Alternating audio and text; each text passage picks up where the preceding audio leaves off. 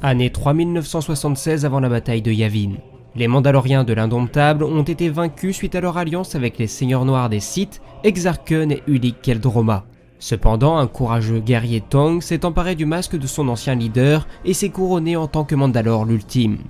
Du côté républicain, les politiciens se sont évertués à restaurer la situation de leur régime. Après les ravages causés par les croisades mandaloriennes et la grande guerre des Sith, les mondes républicains étaient dévastés. Ces événements ont fini par pousser les politiciens à passer des marchés avec diverses grandes corporations galactiques, leur promettant des voies hyperspatiales sécurisées en échange d'investissements dans l'industrie républicaine. Cette ère, connue sous le nom de période de restauration, va permettre à la République de rebâtir son armée de fond en comble, sa marine devenant ainsi plus imposante que jamais. Cependant, cette période faste fut également marquée par l'apparition de la corruption au beau milieu du Sénat républicain. Des représentants de nombreuses planètes de la bordure extérieure n'hésitant pas à influencer certains sénateurs pour être admises au sein de la République. Et parmi elles, ce fut par exemple le cas de Taris, une gigantesque planète urbaine particulièrement influente dans son secteur, mais malheureusement sur le déclin à cette époque suite à l'apparition d'une étrange maladie dans les bas-fonds, mais également suite à l'apparition de nombreux gangs criminels. Dans le même temps, les Mandaloriens sous le règne du surnommé l'Ultime poursuivent leur convalescence et reforment leur rang. Le Mandalore reçoit l'aide de deux personnages en particulier. Dans un premier temps, il fait la rencontre de Antos Wyrick, un guerrier mandalorien mais également un scientifique qui avait été le propre subordonné de Mandalore l'Indomptable. Celui-ci se joint à l'armée en construction de l'Ultime afin de lui faire part de son projet, créer des guerriers mandaloriens sensibles à la force de façon génétique à partir d'un échantillon du maître Jedi Arcad-Jet, dans l'espoir de pouvoir enfin rivaliser avec leurs rivaux les chevaliers Jedi. Passionné par ce projet, l'Ultime autorise Wyrick à lancer son projet. Celui-ci reçoit alors de nombreux prisonniers Jedi qu'il ne manque pas de torturer afin de mieux comprendre leur fonctionnement et notamment celui de la Force. Dès lors, le scientifique sera reconnu sous le nom de Demagol, un dérivé du mot mandalorien Demar Agol, signifiant littéralement « le sculpteur de chair ». Enfin, l'Ultime est également secondé d'un dénommé Cassius Fett, un brillant stratège et un excellent guerrier qui devient son aide de camp. Dès lors, celui-ci participe activement à la refondation d'une nouvelle culture mandalorienne. Alors que leurs ancêtres étaient des nomades se contentant de piller les planètes de leurs ennemis, les nouveaux Mandaloriens intégreront les planètes conquises à leur territoire. Il impose que les guerriers portent des équipements de combat similaires avec des couleurs significatives de leur rang, pour améliorer leur efficacité et leur coordination. C'était par là même l'occasion pour lui d'ôter toute notion d'individualisme chez les guerriers mandaloriens afin que ceux-ci ne se battent plus que pour une chose, la collectivité et Mandalore. Par là même, il autorise désormais les autres espèces à intégrer les rangs des Mandoades, à condition bien sûr que celles-ci adhèrent au credo mandalorien. Le nouveau système de fête lui permettant de renforcer ses rangs tout en augmentant la sphère d'influence des néo-croisés était désormais prêt. Cependant, tout le monde n'adhérait pas à cette vision du Mandalorien, et parmi eux, Demagol qui était probablement l'un des éléments les plus récalcitrants, ce qui amena Fett à le considérer comme un potentiel rival. Ces préparations faites, l'Ultime rentre en contact avec un mystérieux émissaire Sith. Celui-ci lui demande de l'accompagner sur la planète Rekiad. Sur place, ils y découvrent le tombeau d'un ancien seigneur Sith, rival du maître de l'émissaire. À cette occasion, l'inconnu explique aux guerriers mandaloriens que son maître a une vision dans laquelle il voyait des hordes de guerriers déferler sur les mondes républicains, remportant victoire sur victoire avant de définitivement balayer la République au terme d'une glorieuse bataille. Ce mystérieux émissaire était en réalité un envoyé de son maître, l'empereur Sith. Celui-ci comptait utiliser les Mandaloriens pour tester les défenses des Jedi et de la République avant de mener son propre assaut. En apprenant cette vision, et tout en étant manipulé à son insu grâce à la force par l'émissaire, Mandalore déclare que ses troupes sont fin prêtes à envahir la République. Et grâce aux réformes de Cassius Fett, naissent les néo-croisés. Rapidement, leurs assauts sur les planètes voisines de leur secteur leur permettent d'agrandir leur territoire. Mais leurs rangs sont également rapidement gonflés par l'arrivée de tout nouveaux soldats prêts à servir Mandalore. Les usines de construction se mettent en marche, notamment sur Breshig ou Arda II. De tout nouveaux croiseurs sont conçus à partir du matériel dérobé lors de la précédente guerre des Sith. Rapidement, et suite à leur première conquête, de nombreuses espèces rejoignent les rangs de l'Ultime. Des Devaroniens, des Idjariens et même certains Tok'ruta.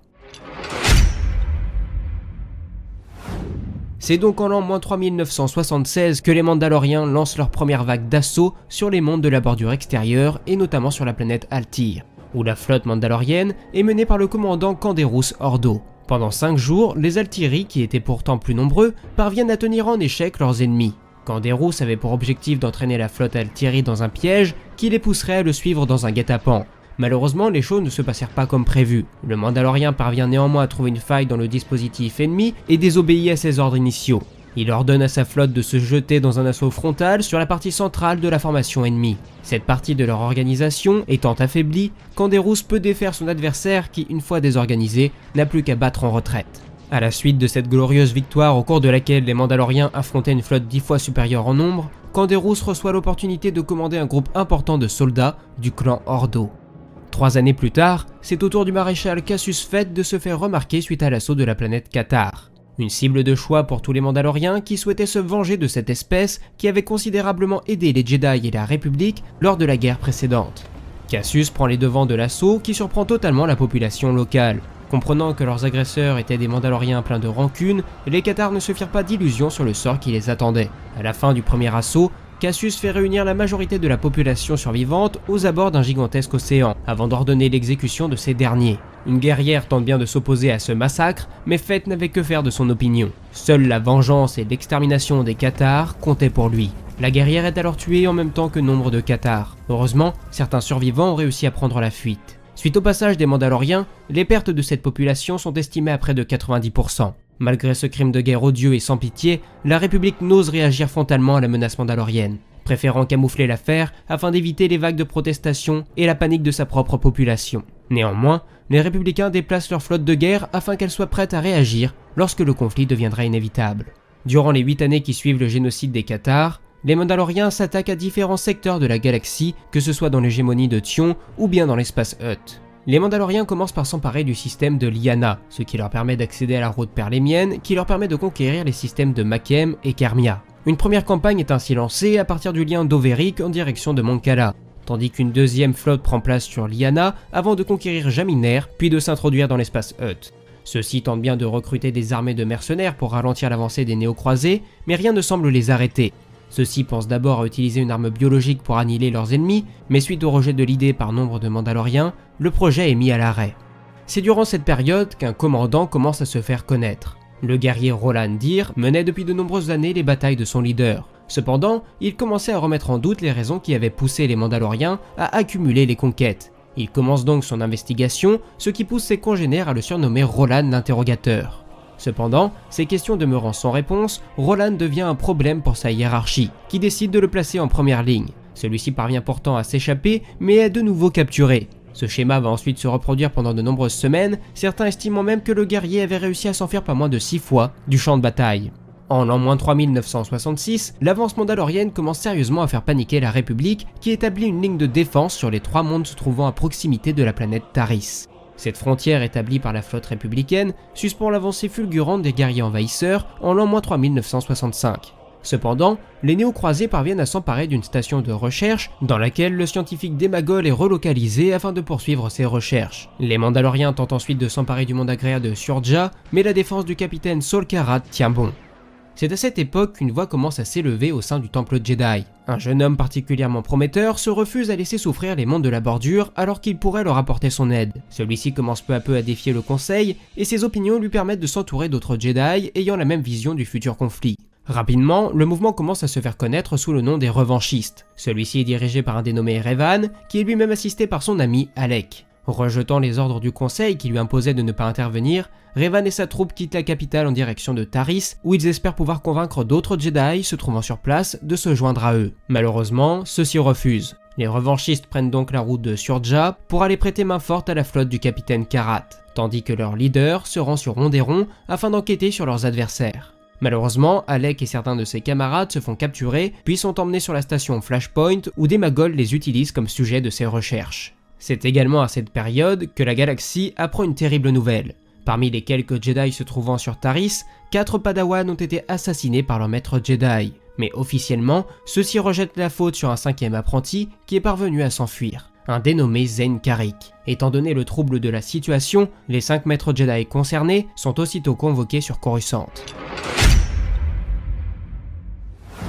Profitant de cette occasion inespérée, Mandalore l'Ultime ordonne au gros de ses troupes de lancer un nouvel assaut sur la planète Vanko. C'est donc cette date, -3964, qui est retenue comme étant le début officiel des guerres mandaloriennes par les historiens. Initialement, Mandalore souhaitait attirer la flotte républicaine sur le flanc gauche afin de laisser une ouverture dans la formation ennemie qui permettrait à ses troupes de s'y engouffrer, ce qui leur ouvrirait de facto le chemin de la planète Taris. Le commandant Roland Dyr est ainsi déployé sur la face nocturne de la planète afin de semer le trouble au sein de l'armée adverse. L'infanterie de choc mandalorienne déferle donc à toute vitesse sur la planète et prend par surprise la garnison locale.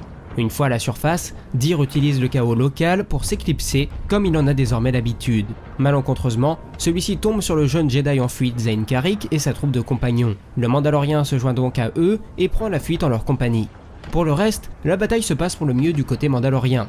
L'assaut terrestre ne rencontre qu'une résistance minimale, et au niveau spatial, la flotte mandalorienne est parvenue à flanquer la marine républicaine. Et bien que celle-ci parvienne à repousser les incessants assauts ennemis, les officiers n'eurent pas d'autre choix que de sonner la retraite s'ils souhaitaient sauver leur armada de la destruction totale. Au terme de cet affrontement, les Mandaloriens s'emparent d'une base importante et brisent la ligne de défense Jebel Vanko Tarnis, ce qui leur ouvre le chemin de Taris, mais également des mondes du noyau. L'amiral Veltra s'est replié sur la planète urbaine, mais le siège qui en a suivi a fini par lui coûter la vie. L'amiral Somos de son côté est gravement blessé et n'a pas d'autre choix que de se replier, le temps d'être soigné. Une fois leurs ennemis anéantis, les Mandaloriens s'engagent dans les cieux de Taris, d'où ils commencent un bombardement orbital visant les villes hautes et moyennes, ce qui provoque de nombreux dégâts humains et matériels.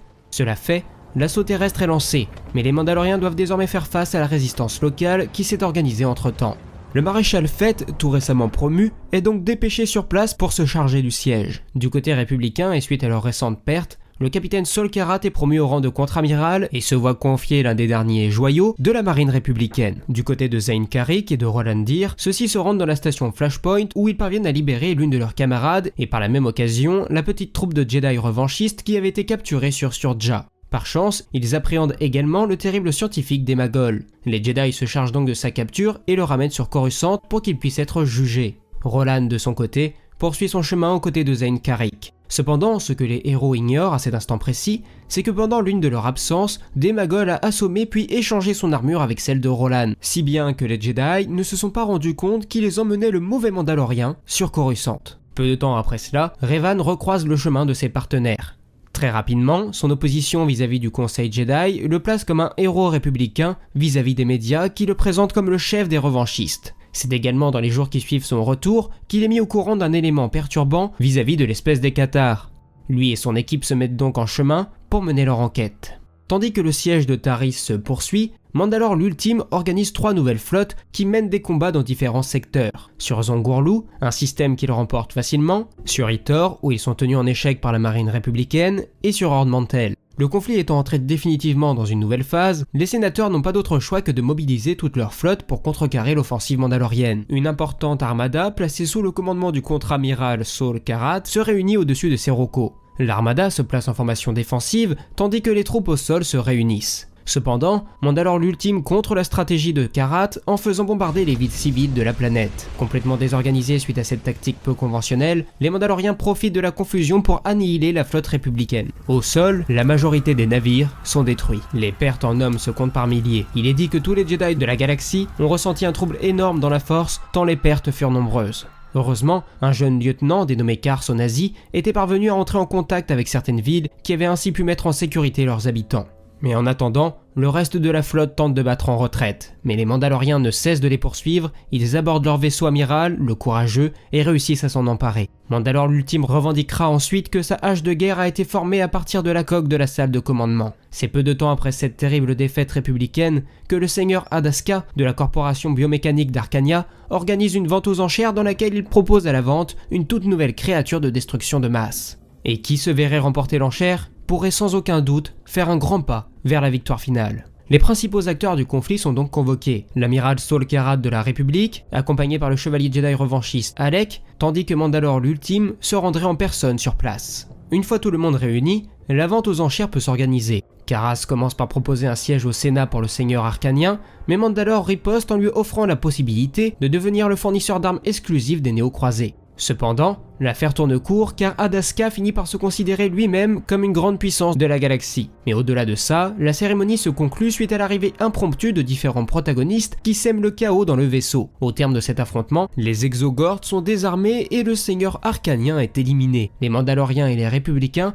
repartent ensuite chacun de leur côté. Sol Karaat pose immédiatement sa démission. Mais celle-ci est refusée par le commandement qui lui confie un nouveau navire à diriger. Malheureusement, dans les semaines qui suivent, un nouvel événement va bouleverser le cours de la guerre. En effet, lorsque Pulsifer, un ancien assistant de Démagol, fait la découverte d'un ancien talisman Sith, celui-ci entraîne le retour d'une étrange malédiction. Quiconque est mordu finit par se transformer en une terrible créature nommée Rakghoul. Dès lors, c'est le sort de la galaxie tout entière qui est en jeu, car la peste se propage rapidement. Zane, qui avait été mis au courant, réussit à informer les camps républicains et mandaloriens de la crise à venir. Mais entre-temps, la maladie se répand dans la garnison mandalorienne de Jebel, si bien que lorsque Cassius Fed fait son arrivée, l'ensemble de ses troupes se sont transformées en créatures assoiffées de sang. Il n'hésite pas une seconde, et pour mettre un terme définitif à cette abomination, fait bombarder la planète. Bien que la propagation de la peste soit stoppée, ces pertes repoussent l'assaut initial que prévoyait de lancer le maréchal sur les mondes du noyau. Cependant, sur Coruscant, la situation ne s'améliore pas du côté des Jedi, qui doivent d'abord faire face à la défection de certains des leurs qui préfèrent rejoindre le camp mandalorien, mais également suite à l'apparition d'un dénommé Azen qui planifie le bombardement de la planète. Heureusement, celui-ci est éliminé suite à l'intervention de Zane Karryk qui contrecarre ses plans. L'attaque est finalement camouflée, la presse indiquant qu'elle résulte en réalité d'une attaque terroriste des Mandaloriens. Mais alors que la République vit ses heures les plus sombres, un espoir semble s'éveiller. Et voilà, c'est la fin de cette première partie. Je me suis donné beaucoup de mal au montage, je vous ai fait pas mal de petites animations, j'espère que ça vous aura plu et que vous aurez su apprécier mon boulot. Sur ce, moi je vous dis à la semaine prochaine pour une nouvelle vidéo, et la deuxième partie devrait arriver dans quelques semaines. C'était Absolute, à la prochaine, ciao.